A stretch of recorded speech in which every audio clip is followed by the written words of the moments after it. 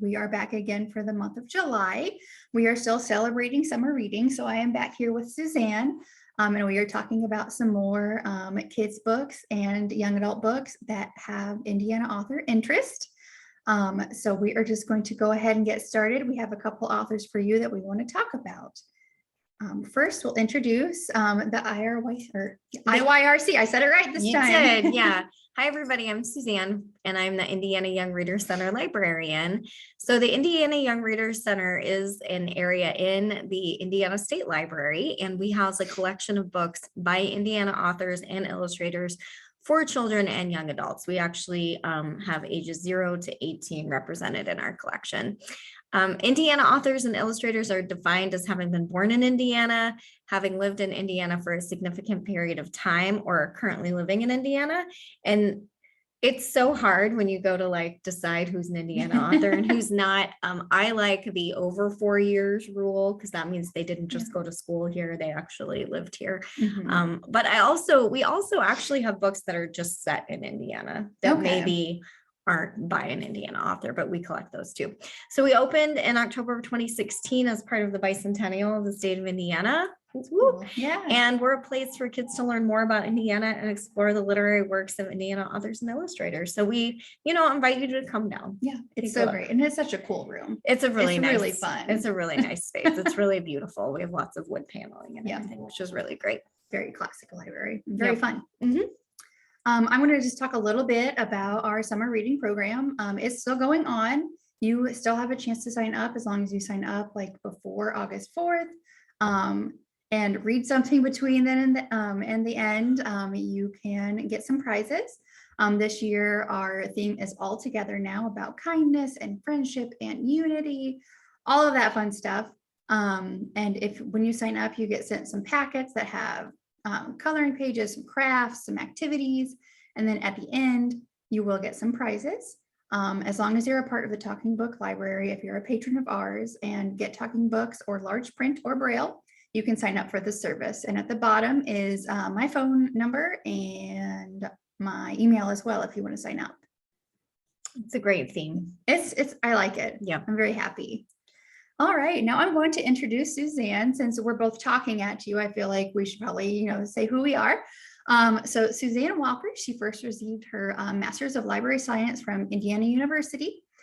She is the Indiana Young Readers Center librarian and director of the Indiana Center for the Book, which is an affiliate of the Library of Congress. Similar to us, we're in the Library of Congress too. She coordinates Indiana's Letters About Literature competition annually. Suzanne judged the National Arts and Humanities Youth Program Awards in 2013 and 2014, and the Indiana Poetry Out Loud competition in 2017. Most recently, she was a judge for the 2020 Indiana Authors Awards and the 2021 Lee Bennett Hopkins Poetry Award. She has presented numerous times at library conferences and is proud to have been interviewed about Indiana authors by NPR, which is super cool. That was a fun day. Yep, that was a fun Oh, absolutely, yeah. And now I will introduce Abby. Abby Tuman is the librarian at the Talking Book and Braille Library located in Indianapolis at the State Library. She taught 8th grade English in Warren Township before pursuing libraries, which is very cool. Yeah. She received her Master's of Library Science with a concentration in adult services in 2017 from Indiana University, Purdue University of Indianapolis. She's been working in libraries for more than 9 years. You're almost to your 10 year. I'm almost there. How exciting. I'm almost there. How exciting. She has been at the State Library since March of 2021. When she is not working, she can be found reading, gardening, cooking, or spending time with her husband and cats. Some of her favorite genres of books are fantasy, horror, and young adult fiction. Yes, we Fun. run the gamut on all the different kinds of books. I'll read anything once. That's fun. That's fun. Okay, so it's my turn, and I'm going to introduce you guys to 3 Indiana authors today.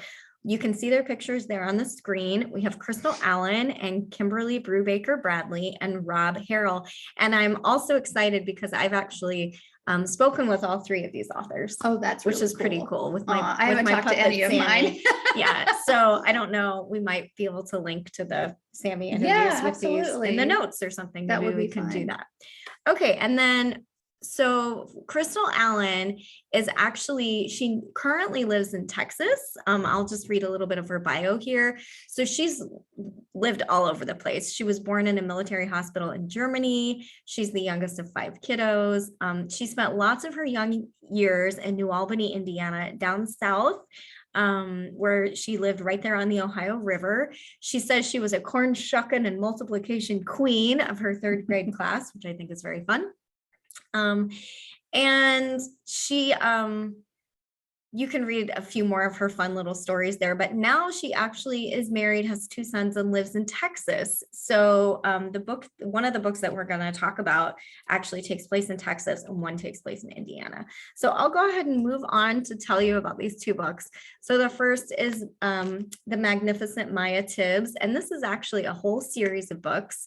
And then the second one is How Lamar's Bad Prank Won a Bubba-Sized Trophy. So I'm going to go ahead and go to the next screen so I can read a little bit about each of these books.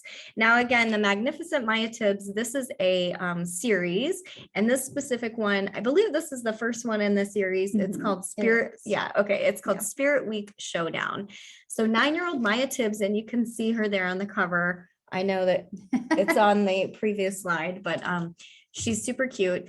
She is so excited, boot scooting excited for the best week of the whole school year, which is Spirit Week. Yay! Yeah. She and her mega popular best friend, Naomi Jackson, even made a pinky promise to be Spirit Week partners so they can win the big prize, which is special VIP tickets to the Fall Festival, which is a really big deal for Maya because her favorite cowgirl in the land is going to be there. Oh. Then what happens is the partner picking goes really wrong. Maya gets paired with mean Connie Tate, the worst thing ever. She's the biggest bully in school, and Maya can't get out of it. So now Naomi is friend-ending mad at Maya for breaking a promise, even though Maya really couldn't help it, which seems kind of yucky. And everyone at school is calling Maya names, which is super sad. So now the question is, can Maya work with Mean Connie to win the VIP tickets and get her best friend back? This is a super cute book. All the books in the series are adorable. What I really like about this series is that they're very voicey and that Maya has a voice that sounds just like Maya. Right. She has really fun words that she uses in her vocabulary. She tells these really long kind of stories sometimes to explain things. They're kind of like long metaphors or like riddles, and she calls them taradiddles. Oh, have you ever heard the word taradiddle? I have not. Me neither. I don't know if that is one. Yep, me neither. So, but this is a really great series. It's a little bit like Ramona Quimby.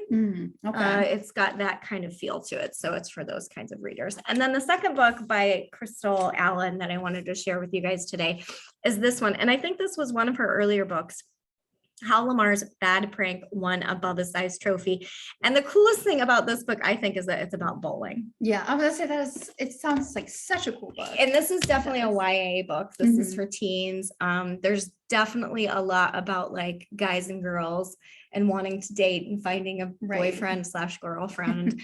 So I'll read you a little bit about it. 13-year-old Lamar Washington is the maddest, baddest, most spectacular bowler at Striker's Bowling Paradise. And he's a great bowler. Like that's not even it's not a taradiddle. It's the real deal. But while Lamar's a whiz at rolling strikes, he always strikes out with the girls, and Lamar's brother is no help. And Lamar and his brother have a pretty contentious relationship. So if you've ever had like fairly serious sibling rivalry, check out this book to see how they handle it. Xavier, his brother, earns trophy after trophy on the basketball court. He soaks up their dad's attention. He leaves no room for Lamar's problem. Then Lamar kind of falls into a quote unquote bad crowd. Bad boy Billy Jenks convinces Lamar that hustling at the bowling alley will help him win his dream girl, plus earn him enough money to buy an expensive pro ball and impress celebrity bowler Bubba Sanders. Isn't that a great name? Oh, and that's why it's a Bubba-Sized That's why it's a Bubba-Sized trophy. Exactly. But when Billy's scheme goes awry, Lamar ends up ruining his brother's shot at college and demanding and damaging every relationship in his life. Can Lamar figure out how to mend his broken ties no matter what the cost? So there's a huge scene at the end of the book where Lamar does something that no one should ever do. and I won't tell you what it is. You'll have to read the book. But it's a great scene. And then Lamar is just in the depths of despair. And you have to read the book to find out how It sounds it great. ends. It I'm does gonna have to a pick good that one ending. up. It is great. Absolutely. It's a really good one. So those are 2 books by Crystal Allen, and I highly suggest that you pick them up. And I will also mention that these are about Black families. This one is actually set in Indiana, how Lamar's bad prank won a Bubba-sized trophy, and the Magnificent Maya Tibbs series is set in Texas. So that's pretty cool. Okay, the next one I'm going to talk to you about is Kimberly Brubaker Bradley. And what I think is so cool about her is that she has horses, which is too fun. So she was born in Fort Wayne, Indiana, and she still lives in Indiana today, I'm pretty sure. And you can read more about her there on the screen. And oh no, they're not. They're in Bristol, Tennessee. Just kidding. She's not in Indiana anymore. Not quite on Indiana. So they live on a 52-acre farm with an assortment of horses, a dog, lots of cats. And Fighting Words, which is one of the books that I'm going to talk to you about today, is her 18th published book. And she's extremely grateful that she gets to be an author. I think every author that is an author is extremely grateful that they get to be an author. So I am going to talk to you about 2 of her books today. The first one I'm going to talk about is Fighting Words, and you can see it there on the cover or on the screen. And I will mention that this book actually won a Newbery Honor Book Award, which is one of the highest. It sounds so good. Like I need to read it. It's it sounds hard, but it sounds is good. hard. I don't know. I was gonna say, like, could I pick my favorite out of the 6 I'm talking about today? And I probably can't, but this one would definitely be up there. And I also love the cover art. I think it's great. And then the second one is The War That Saved My Life, which is I think it's a World War II book. So let's read a little bit about these 2. So in Fighting Words, this is about sisters. And we've got 10-year-old Della that has always had her older sister, Suki. And this book does deal with some heavy themes. So when their mom went to prison, Della had Suki. When their mom's boyfriend took them in, Della had Suki. And when that same boyfriend did something so awful that they had to run away fast, Della had Suki. Suki is Della's own wolf, her protector. But who has been protecting Suki? So just from that, you can see that like there's a lot of heavy themes that are dealt with in this book. And the thing about children's books like this, and this is really for school age kids, is that these are some issues that kids have to deal with. So it's great that they're represented in children's literature. So Della does swear, but they kind of do it in code in the book. So you don't have to worry about like real bad words being in this book. I think she uses the word snow instead. So she'll be like, what the snow or something like that. So she might get told off swearing at school, but she has always known how to keep quiet where it counts. So this is really hard. Suki does try to commit suicide, and Della's world turns so far upside down, it feels like it's shaking her by the ankles. So, the whole question is, has she been secret about the wrong things? And maybe it's time to be loud and to try to get help. So again, this is probably the heaviest book I think that we'll talk about today. So if you have concerns about content, maybe wait until your kiddos are a little bit older for this one, but it's a really extremely powerful story. I'll just put it over here so you can read it. I would say I'll probably finish that today or tomorrow. Yes, exactly. Now this next one, The War That Saved My Life, it still has some heavy themes, but it's very extremely heartwarming and isn't as much of what I would call an issue book as Fighting Words is. So this is about 10-year-old Ada, and she has never left her one-room apartment in her whole life because her mother is too humiliated and embarrassed by Ada's twisted foot to let her outside. Now, this is set in the 40s, I believe, 30s, 40s. I think it's set in the 40s. So when her little brother Jamie is shipped out of London to escape the war, this is when they were shipping all the kids out of London to the country. Ada doesn't waste a minute. She sneaks out to join him. So as you would, why would she stay? The brother get to go. Exactly. So then this also reminds me a little bit of an Anne of Green Gables story. It's about, she's not an orphan, but she's essentially an orphan. I mean, close enough. And she gets she has these new relationships with new people in her life. She starts a new adventure with Susan Smith, who is the woman who's forced to take the two kids in, not unlike Marilla when she's forced to accept Anne, even though Anne was a girl, not a boy. And if you haven't read Anne of Green Gables, you can just go pick that one up too. So Ada teaches herself to ride a pony. She learns to read. She watches for German spies. She begins to trust Susan, and Susan begins to love Ada and Jamie. Oh. But in the end, is the bond enough to hold them together, or will Ada and her brother fall back into the hands of their mother? And it's a real question in the book. Yeah. But, you know, you can see the title is The War That Saved My Life. And it's extremely heartwarming. Yeah, it sounds really cute. Absolutely. And I guess the other thing I'd say about Kimberly Brubaker Bradley is that she's just a glorious writer. She's just really great. Yeah. Okay, Rob Harrell is hilarious. So if all of that seemed too heavy for you, then definitely pick up Rob Harrell.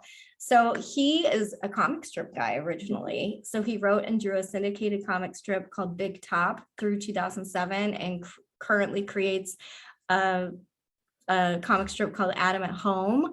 And this I think is extremely cool. He wrote and illustrated the graphic novel Monster on the Hill, which was the inspiration for the animated movie Rumble, which came out in 2021. I haven't seen the movie. I haven't seen it or heard about it. I haven't either. Yeah, but he was really bummed that it didn't have the same title as the movie, because then the book might have sold more. Right. So, yeah. So go take a look at Monster on the Hill. It's a great book, and also check out the movie Rumble. Then he wrote a series of novels about Zarf. We'll talk about that. And we'll also talk about Wink. And Rob lives right here in central Indiana. He lives in Zionsville, and he also has 2 dogs. So here are the covers of the 2 books that we're going to talk about. I think especially interesting to your audience is Wink, because Wink is about a little boy who has partial vision. Visual impairment. Yes, visual impairment. Yeah. Thank you. And then Life of Zarf is just hilarious. So in Wink, 12-year-old Ross Malloy just wants to be normal, but he has a rare eye cancer, which causes him to lose his hair. And he also has to wear a weird hat in school every day, which is kind of awful. And he really can't help standing out. You know, when you have some sort of a sickness like that, sometimes you do end up standing out. His new life is medical treatments that feel straight out of a video game, vision loss in one eye, disappearing friends who don't know what to say to the quote unquote cancer kid. He's got cruel bullying happening, and ultimately friendships new and old that rise above everything, which is great. So just when he feels like he's losing his footing, he discovers music, basically. Yeah. And a read-alike for this book is the book Drums, Girls, and Dangerous Pie. Have you heard of that one? It's by Jordan Sonnenblick, and these 2 books go together hand in hand. That's also a book about a kid who's dealing with cancer, not his own cancer, but a sibling's cancer, and how he discovers drumming. Okay. And then this book, Ross discovers guitar playing. So cool. And it's such really neat cool representation. Like, yeah, absolutely. And he makes a real interesting relationship with a male nurse who is sort of like, when he has all these treatments, he has to go in these machines that are really loud, and so they play music to try to help him through it. Oh, cool. And he was like, I don't know, play me whatever. And he was like, I'm gonna play you good stuff. So he plays him all this rock and roll, and they end up being friends. And Ross ends up kind of discovering music that helps him through this whole process of his life. And the other neat thing about this is that it's based on Rob Harrell's true experience. Really? With eye cancer. Wow. Yeah. So read Wink. It's really good, extremely heartwarming. You'll like it. Yeah. Okay, so the last book I'm going to talk about today is Life of Zarf, The Trouble with Weasels. This is also by Rob Harrell. And I'll just read a little bit about it. It's not easy being Zarf. As a troll, he's stuck at the bottom of the middle school hierarchy. This is set in a land that's sort of similar to like a can't remember. Like fairy tale? Yes, fairy tale land. What's the movie that Shrek, thank you. You just said that before. I did. It just ran right out of my head. Okay. That's okay. So it's set in a land that's really similar to like a Shrek landscape. It's fairy tales. There's all kinds of different hierarchy of creatures. So as a troll, he's way at the bottom. He's below the prince and the knights who are popular, and the ogres and the giants who are like the jocks, and even the minstrels who are like the band geeks. He's at the very bottom.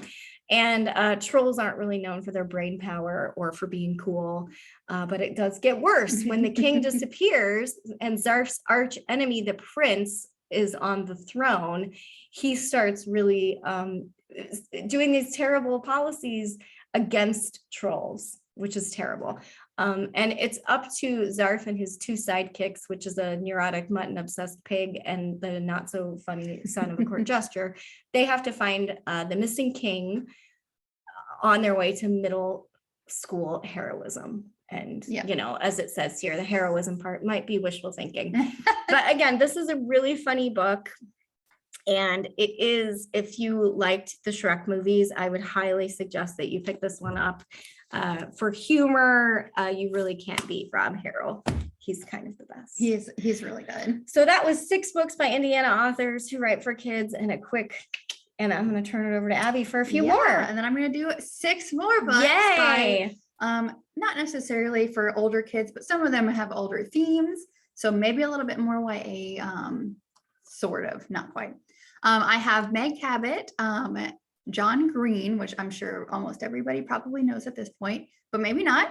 And then Margaret Peterson Haddix, which was some of my first foray into, like, you know, suspense and what's going to happen next type books when I was a kid. Now, I will say, if you want to go back for just a second. So out of these 3, I have spoken with Margaret Peterson Haddix. Oh, she sounds so cool. She's so cool. So I can send you that interview, but I've been unable to get an interview with Meg Cabot or John Green. Right. They're just too big. I want to say John Green is so busy. Impossible. His biography, you'll see he does so much stuff rather than just write. Exactly. But first I'll talk a little bit about Meg Cabot.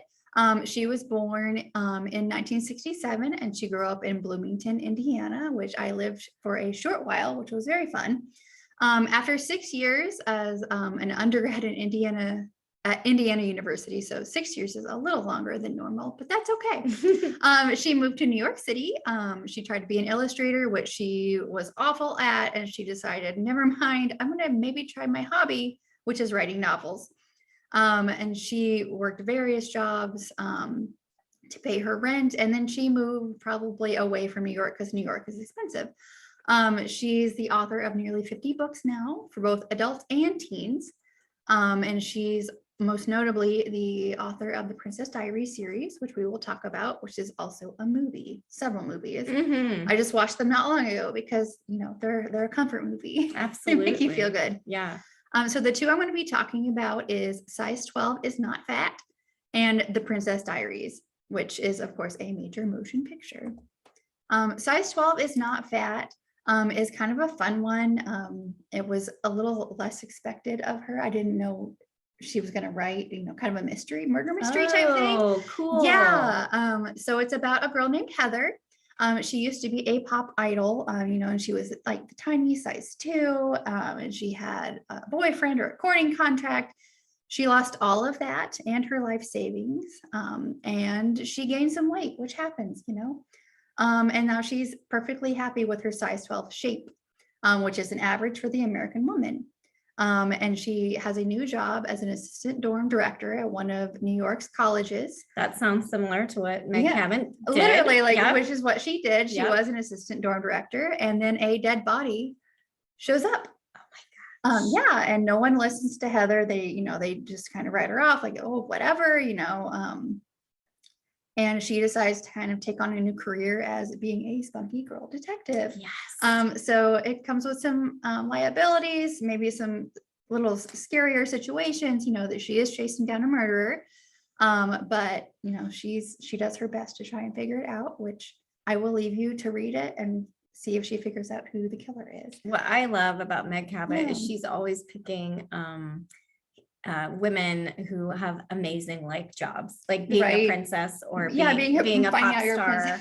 Exactly. One of her other books is about a girl who saves the president from like a shooting or something. Like, she has just the most neat books. And this one's fun because it's kind of like size inclusive, because you know, as a kid, I'm not the same size now as I was when I was in high school even. So to read this and, you know, for her to feel okay with her changing body really makes, I think, kids kind of realize that it's okay. Yeah, It's you're okay not to alone. change. Yep. And then the other one, of course, is Princess Diaries. I had to mention this one because not only is it a fantastic Disney movie with Anne Hathaway in it, yep. and the Julie Julie Andrews. Andrews. I was to say Mhm. Julie Garland. I'm like, that's not right. That's not right. But it is about Mia Thermopolis, and she discovers that she's a princess, and she kind of goes trying to go through high school, and then also becoming a princess and training to do that, deciding whether or not she actually wants to be a princess or not, and then of course planning for a big huge dance at the end, and trying to find a date for the cultural diversity dance that they do, which is fun. And of course, this is the first in a series. She has It's a long series. many Yeah. books in this series, but this is just the intro to it, if that's something that interests you. Well, and I would say that the book is slightly different from the movie. A little bit. Yeah, Mhm. and they're both worth taking a look at. Right, Yeah. yeah. I think Meg Cabot is so readable. Yeah, She's great. it's one of those that you can devour very, very Yeah, quickly. yeah. It's not like you have to slog through all of this other stuff. Like, it's No, just great. she's great. She writes quickly, and she writes really great characters. Then I'm of course going to talk about John Green. He has written a few. He actually still lives in Indianapolis, Indiana, I believe. He does YouTube stuff with his brother Hank. He does all sorts of stuff. They do like these crash course things on YouTube where they're teaching different subjects like history, literature, economics, biology, chemistry, stuff that maybe people don't get exposed to, or maybe Yeah. want to learn more. But of course, he is also a best-selling author. He has written Looking for Alaska, An Abundance of Catherines, Paper Towns, which is a movie, The Fault in Our Stars, which is also a movie. And I think his most recent one is Turtles All the Way Down, and he hasn't written anything since then. He But- wrote, he did the podcast, I think it's the Anthropocene Review. And is that's the more name of the book. adult, right? Yeah, and it's kind of like a series of essays. Yeah. But if you listen to just one, listen to the one about the Indy 500. Oh, I didn't know 'Cause he did one. It's Yeah. fantastic. It's really great. Yeah, he's fun, and he's fun to follow like on Instagram and stuff, Mhm. because he's very accessible, and he explains things, and he seems nice. He seems like somebody I would want to be friends with. So the two I'm going to talk about, of course, is The Fault in Our Stars, which is a movie, and then Turtles All the Way Down, which I don't believe is a movie, but I'm surprised that it's not, to be honest. I think it is. No. But we're going to talk a little bit about that. The Fault in Our Stars. This is about, despite the tumor shrinking medical miracle that has bought her a few years, Hazel has never been anything but terminal. Hazel does have cancer, and she's kind of trying to write her final chapter because she knows her diagnosis and she knows what's going to happen, unfortunately. She has a little plot twist thrown in when she meets Augustus Waters. A gorgeous plot twist. Yeah. Which of course, yeah. And he's I believe they're in a support group together. And so his story is going to be completely rewritten. It's insightful, it's bold, irreverent, and raw. This is an award-winning book and an award-winning author.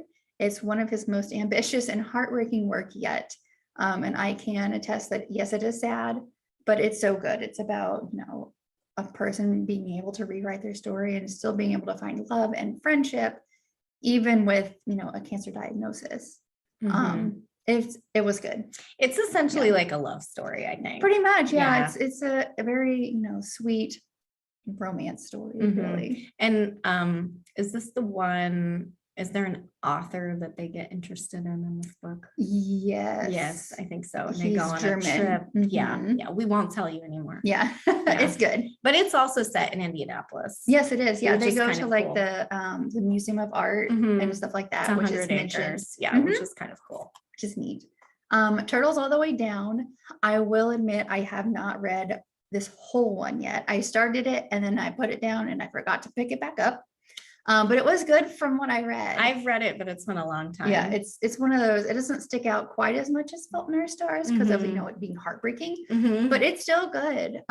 So Asa Holmes, she never intended to pursue the disappearance of fugitive billionaire Russell Pickett, but there's $100,000 reward at stake, and her best and most fearless friend, Daisy, is eager to investigate.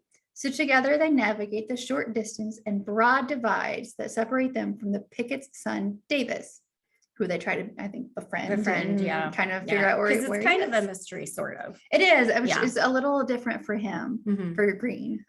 So it says Aza is trying. She is trying to be a good daughter, a good friend, a good student, and maybe even a good detective, while also living with the ever-tightening spiral of her own thoughts. And Green does a great way of like showing what anxiety is like and how that affects especially a child, especially a kid. I thought that was he did a really good job. There's a lot in there about mental health and living with that, right, that kind of stuff. It's a good story. Yeah, he always does a good job. He's always so sensitive about like the topics that he's talking about, and he does such a good job of just kind of laying it out there, which I appreciate. Yeah, and it adds to the diversity of all the things that we've been talking about today. We've got like so many different body positivity and we've got different communities and a lot of different things in our 12 books. 12 books, yeah. 12 books. I hope you all get to read it. Yeah, because there's a lot of them. Yeah. And the last one I'm going to talk about, which is some of my favorite stuff, because I remember reading it in like, maybe 4th, 5th, 6th grade. I was young. I was really getting into reading for myself. And this is great. It's Margaret Peterson Haddock's. She's written some great books, so many books, it feels like. But she grew up on a farm near Ohio, and she graduated from Miami University of Ohio, not Florida, with degrees in English and journalism and stuff like that. So she's very well primed to be able to write. She worked as a newspaper copy editor in Fort Wayne, Indiana. So I think that's kind of how she's maybe from here, because she does not live here anymore.